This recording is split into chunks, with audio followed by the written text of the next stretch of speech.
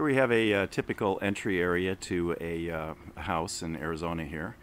And what we've done is we've treated the bees, and now we're going to be doing is removing the honeycomb. The bees originally were going into this little opening right there where that drain comes in. And what's happening now is the bees were treated about a week ago, and the honey is starting to flow.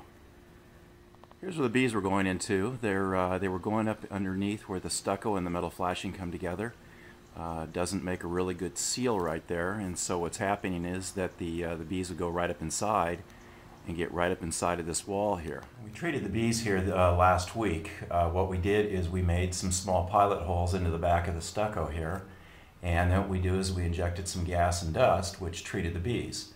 These bees had been treated over the last 3 years at least 3 or 4 times. But because the honeycomb was up inside of there, then what's happening is the bees would be attracted to the honeycomb. And as you can see some of our pilot holes we've got drilled into here. We are going to be tearing this back part of the wall out to remove the honeycomb. Here you can see where some of the honey has been dripping. It's coming out of the upper area here. And let's take a look here, and we can see where this is right here. See, it's right there is where it's dripping out from the smallest little hole. Here we are, we're on the back side here of the this entry area here, and as you can see, this honey is flowing right down this corner right here and coming right out of this one little area right here. All there has to be is just a little, smallest little crack, and the honey will start to run from this area here. You can see it goes all the way down the wall. It's also collected in this expansion joint here. You can see where the honey is run all the way down this expansion joint. I don't know if you can see it very well on the camera here. And then, you know, we've got lots of honey that's leaking out from this other column here too.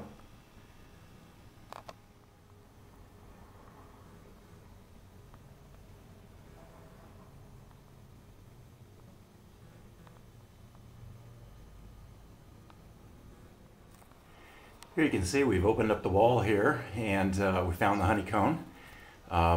What's happening is the honeycomb was actually on the higher part, and what's happened is after the bees have been treated and through the years, what's happened is the honeycomb has actually broke off of its rotted, and it's dropped down to the bottom of this this framed-in area there, which is compressing the honeycomb, which is squeezing out the honey, which is starting to run. So let me take a little closer look here for you, and you can see up inside the wall.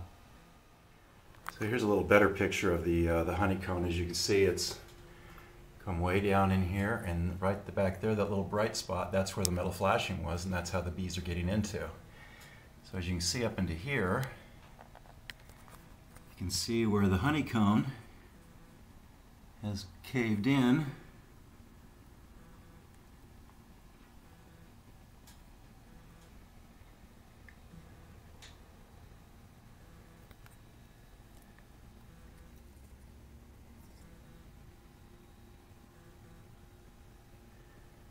So what's happening is that all this stuff that's broke off, it's all collapsed, and it's squeezing out the honey. So it's starting to run down these, follows that board right there and goes straight down. As you can see, it goes straight down to there and straight down to the ground. And that's what happens when you have a beehive that's been in a wall for a while, and you go through and treat it and don't have the honeycomb removed or at least checked out.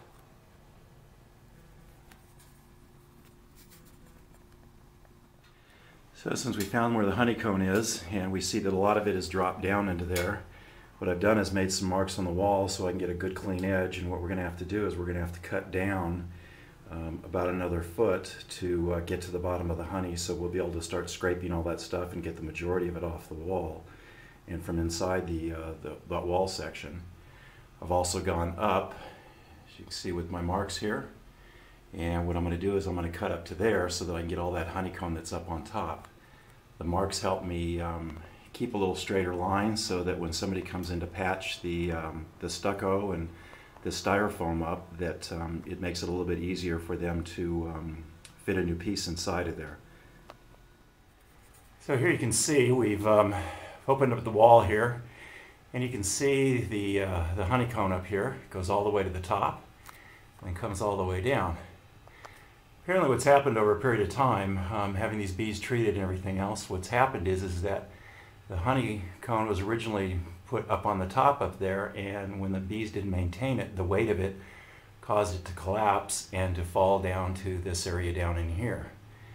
It does go a little bit farther, but I didn't want to completely cut that in for that channel, so when they patch up the stucco,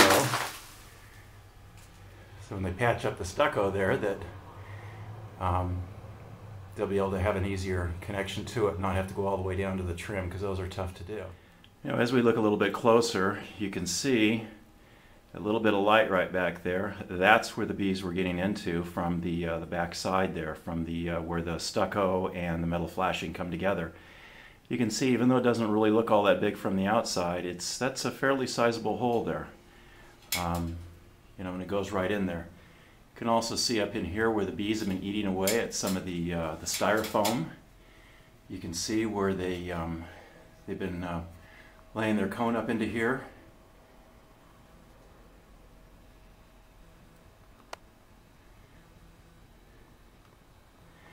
This is what happens when you treat bees and you don't have it checked to see if there's any honeycomb in the wall. What will happen is you never know how much you've got up inside of here. This has been here for about 3 or 4 years, and every year he has it treated, and every year the bees come back. So what the bees are is they could be robber bees, or they could be other types of bees that are coming into this area to steal the honey. Well, here we are. We're almost done here. We're just going to start getting ready to clean up, and you can see this is not a clean job. This gets really messy when you're trying to open up the backs of these walls and do all the honeycomb removal and everything else. You can see I did seal up the opening up there for where the bees were getting in, so that they shouldn't have that problem again. Easy little 30-second fix, and we'll take a look and see how the back is all cleaned out. Here you can see where I've opened this up, and I've got all the honeycomb removed and everything, and get it all scraped out. As you can see, the honey was actually etching into the styrofoam on the back of this wall here. Looks a little bit better.